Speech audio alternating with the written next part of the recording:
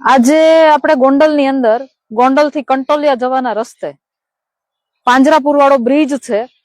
એ bridge થી નદીની આ બાજુ અને ખેતરવાળા મેલડીમાં છે. એ ખેતરવાળા મેલડીમાંની અને પાંજરાપુર વાળા બ્રિજની વચ્ચે કંટોલિયા જવાના રસ્તે આપણે નદી કિનારે અત્યારે ઉભા છીએ. જોકે આજે હું અહીંયા તમને જે બતાવવા આવી છું ને એનું કારણ છે લાલ પાણી.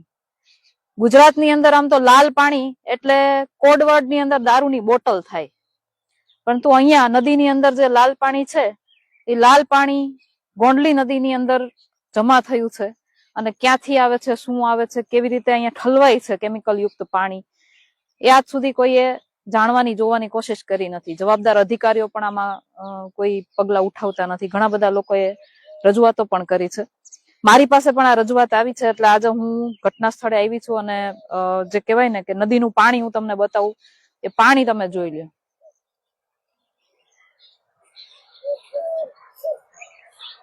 એટલે કહેવાનો મતલબ એવો છે કે ગોંડલની અંદર જે જનતા, જે અહીંયા કંટોલિયાના ખેડૂતો છે, એ આ પાણીમાંથી, આ નદીમાંથી સિંચાઈ કરે છે. હવે તમે વિચારો, આમ તમે વિચારતા હશો ને કે કેન્સર જેવા રોગો ક્યાંથી આવ્યા. ઘણી વખત આપણે વિચારતા હોય કે કોઈ પણ જાતનું વ્યસન ના હોય, કઈ પણ એવી ખરાબ આદત ના હોય, કુટેવો ના હોય, છતાં પણ લોકોને કેન્સર થતા હોય છે. તો એનું એક કારણ આ પણ છે. આ નદીમાંથી સિંચાઈનું પાણી જાય, ખેતરની અંદર પીવડાવવામાં આવે, એમાંથી શાકભાજી, અનાજ, ફળ, ફ્રૂટ જે કઈ પણ ઉગાડવામાં આવે એ ફરી પાછું તમારા ઘરમાં આવે અને એ ખાવાથી તમને કેન્સર થાય.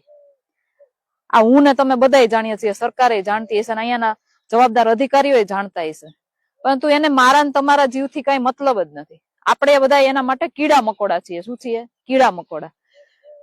મારું કહેવાનું એવું છે કે મોટા મોટા તાઇફાઓ કરવામાં વ્યસ્ત સરકારને આ લાલ પાણીથી ત્રસ્ત જે જનતા છે એની પીડા ક્યારે સમજાશે? ક્યાં સુધી આપણે આપણા મૂળભૂત અધિકારો માટે લડવું પડશે? ક્યાં સુધી? શું તમારે આવી જિંદગી જોઈએ છે?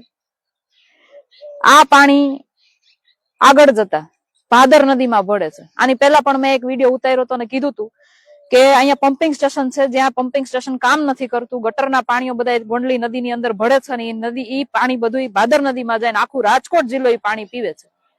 આવા કેમિકલ યુક્ત પાણી અહીંયાથી આ ગોંડલી નદીમાં ભળ્યું, અહીંથી પાછું ભાદર નદીમાં જશે ને ભાદર નદીમાંથી આખું રાજકોટ પીવાનું છે. હવે તમે વિચાર કરો કેટલા લોકોની જિંદગી સાથે ચેડા થઈ રહ્યા છે. આનું જવાબદાર કોણ? રજૂઆત કરવા જઈશું ને ત્યારે એમ કહેશે, હા અમે જોઈ લઈશું, પરંતુ કોઈ પગલા લેવાતા નથી.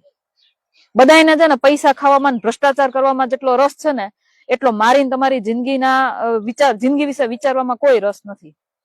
બધા પોતાના ખિસ્સા ભરે છે અને એવડા મોટા ખિસ્સા કરી દીધા છે ને એ ખિસ્સા ભરાતાય નથી એના.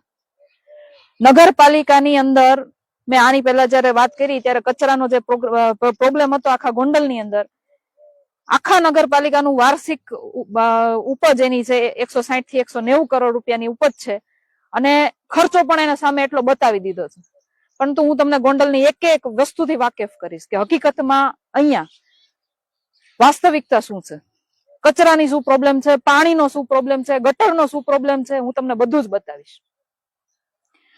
અવાજ ઉઠાવો, તમારા હિત માટે છે. માયગા વગર માય નથી પીરસતી.